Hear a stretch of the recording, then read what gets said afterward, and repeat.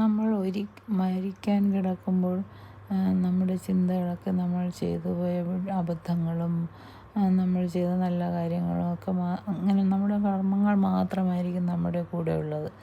അപ്പോൾ ചിലതൊക്കെ നമ്മളെ നീറ്റും, ചിലതൊക്കെ ലജ്ജിപ്പിക്കും, ചിലതൊക്കെ അഭിമാനം കൊള്ളും. അങ്ങനെ ഏതായാലും നമ്മൾ ചെയ്തതിൻ്റെയൊക്കെ ആ ഫലം അപ്പോഴനുഭവിക്കുന്ന സമയമാണ്, ഓർക്കുന്ന സമയമാണ്. അപ്പോൾ അത് ഈ മരണസമയത്ത് മാത്രമല്ല, എല്ലാ ദിവസവും നമ്മൾ കുറേശ്ശെ മരിക്കുമെന്ന് പറയില്ല. ഉറക്കം ഒരു മരണം പോലെയാണെന്ന് പറയും. അപ്പോൾ നമ്മൾ ഉറങ്ങാറാവുമ്പോൾ ആ ഒരു കുറച്ച് സമയം നമ്മൾ മാത്രമാകും. അപ്പോൾ അന്നന്നത്തെ കർമ്മങ്ങളെ പറ്റി നമ്മൾ ചിന്തിക്കും.